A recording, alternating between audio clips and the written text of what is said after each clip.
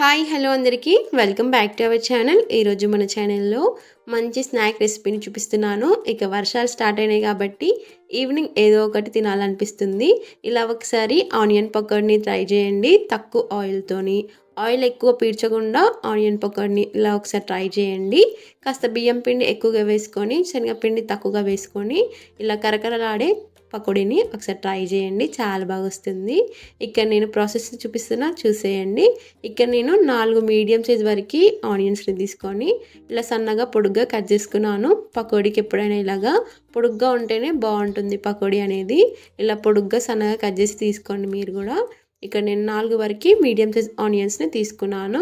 దీంట్లోకి ఇప్పుడు స్పైసెస్ని యాడ్ చేసుకుందాం. ఇక్కడ నేను హాఫ్ స్పూన్ వరకు కారాన్ని తీసుకుంటున్నాను. అలాగే హాఫ్ స్పూన్ కంటే కొద్దిగా తక్కువగా ఉప్పుని తీసుకుంటున్నాను. దీంట్లోకే గరం మసాలాని తీసుకుంటున్నాను. పావు స్పూన్ వరకు బాగుంటుంది, తప్పకుండా తీసుకోండి. అలాగే హాఫ్ స్పూన్ వరకు ధనియాల పొడి, ఇదైతే తప్పకుండా తీసుకోండి. దీనివల్ల ఎక్స్ట్రా టేస్ట్ అనేది వస్తుంది.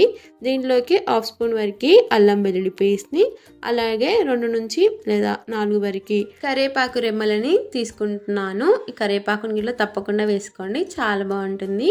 కరివేపాకుని వేసుకున్నాక ఇక్కడ నేను 3 స్పూన్ల వరకు బియ్యం పిండిని తీసుకుంటున్నాను.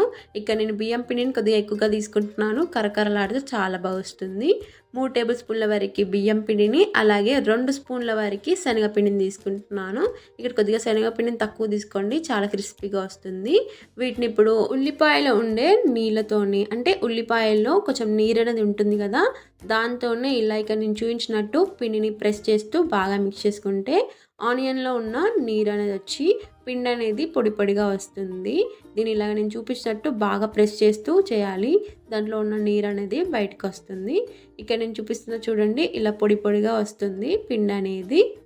ఇక్కడ చూస్తే మీరు పొడి పొడిగా వస్తుంది. ఇప్పుడు దీంట్లోకి ఇక్కడ నేను చిన్న గ్లాస్ వరకు వాటర్ని కొద్ది కొద్దిగా యాడ్ చేసుకుంటూ ఇక్కడ నేను చూపించినట్టు కలిపి తీసుకోవాలి.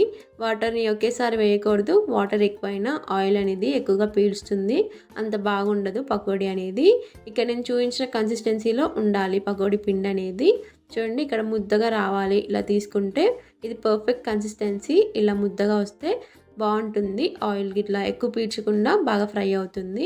ఇప్పుడు దీన్ని ఇక్కడ ఆయిల్లో ఫ్రై చేసుకోవడమే. ఇక్కడ నేను ఆయిల్ బాగా హీట్ ఉన్నప్పుడు ఇక్కడ నేను పకోడీని వేసుకుంటున్నాను. ఆయిల్ మట్టుకు బాగా హీట్లో ఉండాలి. మీడియం ఫ్లేమ్లో ఉంచుకొని పకోడీని ఇలా వేసుకోవాలి. మనం పకోడీని వేసుకోగానే పైన అనేది అలాగ నురుగా రావాలి. ఆయిల్ అనేది అంత వేడి కావాలి, అంత వేడి ఉన్నప్పుడే వేసుకోవాలి పకోడీ అనేది. అలా వేసుకుంటేనే బాగా వస్తుంది. ఇలానే కడాయికి సరిపోయినట్టు పకోడీని వేసి తీసేసుకోవడమే. ఇక్కడ నేను కడాయికి సరిపోయినట్టు వేసుకుంటున్నాను. ఇలానే అన్నీ వేసుకున్నాక ఇక్కడ 1 నిమిషం పాటు కదపకుండా ఉండాలి. 1 నిమిషం తర్వాత ఇక్కడ నేను చూపిస్తున్నాను, మరొక వైపు తిప్పుకోవడమే పకోడీని. ఇలా తిప్పుకుంటూ ఫ్రై చేసుకోవాలి. ఒక 3 నుంచి 4 నిమిషాల వరకు మీడియం ఫ్లేమ్లో ఫ్రై చేసుకోవాలి. మంచి గోల్డెన్ బ్రౌన్ కలర్ వచ్చేంత వరకు ఫ్రై చేసుకోవాలి. పకోడీ అనేది మంచి కలర్లో వచ్చేంత వరకు ఫ్రై చేసుకుంటేనే కరకరలాడుతూ చాలా బాగుంటుంది. ఇక్కడ నేను చూపించినట్టు ఇలా లైట్ గోల్డెన్ బ్రౌన్లో వచ్చినప్పుడు తీసేసుకోవడమే. ఇక్కడ నేను ఇలా మంచి కలర్లోకి వచ్చినాక తీస్తున్నాను, చూసేయండి. ఇలా తీసేసుకొని మనం టిష్యూ పేపర్లో వేసేసుకోవడమే. మరొక రౌండ్కి ఇట్లా ఆయిల్ కాస్త వేడి అయ్యాకనే మనం వేసుకోవాలి పకోడీ అనేది.